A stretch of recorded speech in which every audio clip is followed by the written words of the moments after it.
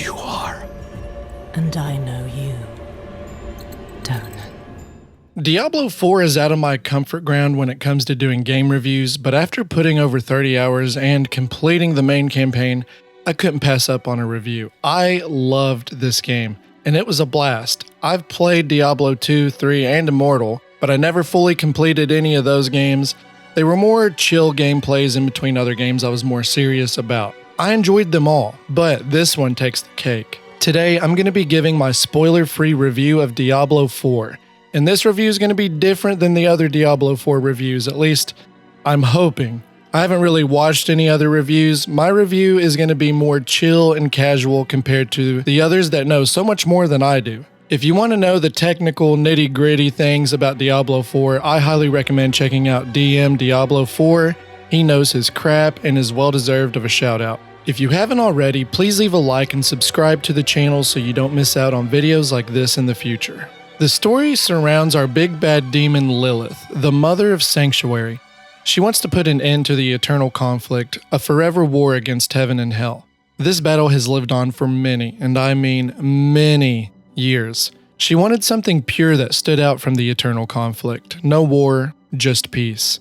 So she, along with someone else, created Sanctuary. Lilith and her other also fell in love and created Nephilim, who carry both the powers of angel and demon. Her children are the most powerful beings in the Diablo series, and as she realizes just how special her children are, she plans to use them to end the eternal conflict once and for all by invading both heaven and hell. The angels and the demons alike hate that plan and rise up to eradicate the Nephilim. And how do you think that makes the mother feel? Yeah, it fills her with rage. It absolutely fills her with rage. Her lover chooses to banish her to the void, leaving her in a realm of complete nothingness due to the fact that she was going around just on a rampage killing everyone. Over many years, the Nephilim grew weaker, and as the human race emerged, it's almost impossible to see a difference between the two. Since this is the case, a deal was made between the angels and demons to leave Sanctuary untouched. Well, until the demons decided to go back on their word, which leads to why we have the Diablo games in the first place. Yay! Now we are at Diablo 4, and cultists have resurrected our loving mother Lilith, and as you would suspect, she is mad pissed about being betrayed by her love. What does she do? She plans to rebuild an army to put the eternal conflict at rest. I won't discuss any further on the plot. All I can say is it was gripping the whole time. I was glued to the TV every second I played of the story. You are, of course, one of the few Nephilim in Sanctuary, and you must work with a fellowship of brave souls to stop Lilith before it's too late. It's the classic hero's journey through and through, and it was beautiful. I loved every second of it, and you can relate to Lilith. I mean, you can see good intentions with what Lilith wants to do. She's tired of this war between heaven and hell. She wants peace. She's just going at it a very, very diabolical way.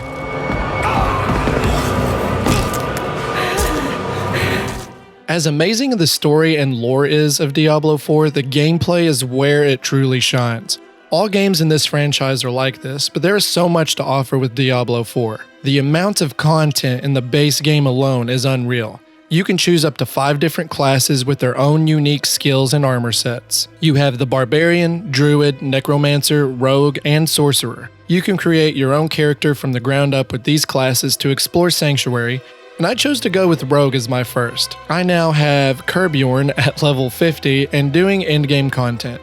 I wish I had the time to get him and other characters to level 100, but I just haven't had the time lately. I'm going to keep leveling my Rogue until the first season comes out to focus on another. Let me talk about my experience with the Rogue though. Rogues are freaking insane. I've heard others say that the Rogue is the most accessible when it comes to playing and feeling powerful, and I have to agree. Once you get a few levels under your belt and unlock a full line of abilities, you are, in fact, a beast. Each class has subclasses you can choose. With the Rogue, you can focus on archery or dual-wielding blades, you can focus on using shadow-oriented abilities or poison. It's all up to you how you want to play, and I experimented a lot, but I personally felt the strongest with the shadow magic. There was just something about getting a big group of enemies together and just blowing them all up. It was great. You of course have the main quest, but you also have around 100 side quests that feel really unique. They're nothing groundbreaking, some of them feel similar to others, but that's okay.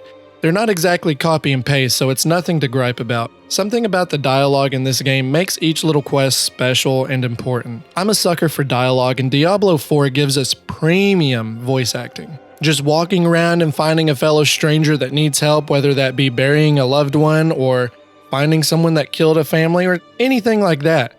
It all felt special, and if you're in it on a role-playing aspect, it really makes you grounded in Sanctuary. A big thing with the Diablo games are the dungeons, and Diablo 4 gives us well over 150 dungeons just to start out with. That's freaking insane. I haven't even scratched the surface on doing them all. It's a goal, but I'm not there yet.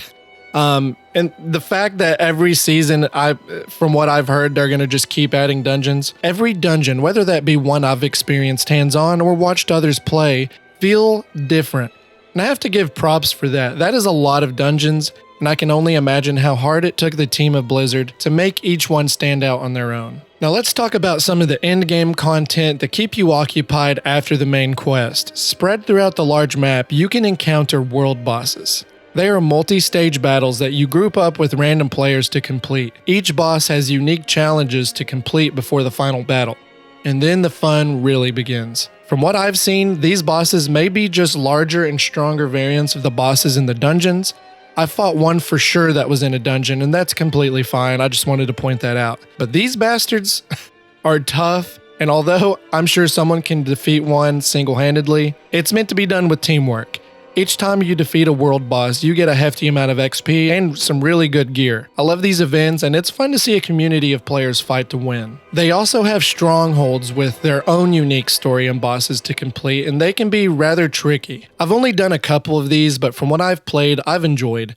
I think it's cool to see how ruined and run down a specific little area is, and once completing and saving that area, it'll turn into a little safe space for the people of Sanctuary. In a role-playing sense, I think it's cool and can make you feel truly heroic for your fellow people. And of course, you have the classic PvP, which I've spent no time in as of yet. I did spend like maybe 30 minutes or so. I went to the PvP zone the day before writing this review and didn't encounter a single player.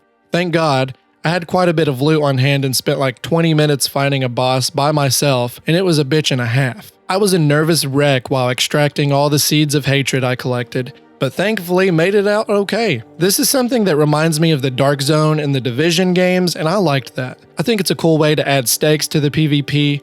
There's nothing better than defeating a player and taking some good loot from them, but on the other hand, there's nothing worse than that happening to you, so be careful. And not to mention, good God, I just now got to World Tier 3, and there's also more things to do with that, and I haven't even had time to even experience it, so I'm leaving that out of the review.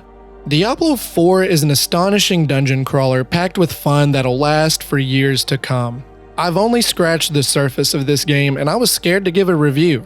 I might not be as Diablo savvy as others, but I know a good game when I see one, and this is one hell of a good game. If you're feeling unsure if you'll like this game or not, don't be.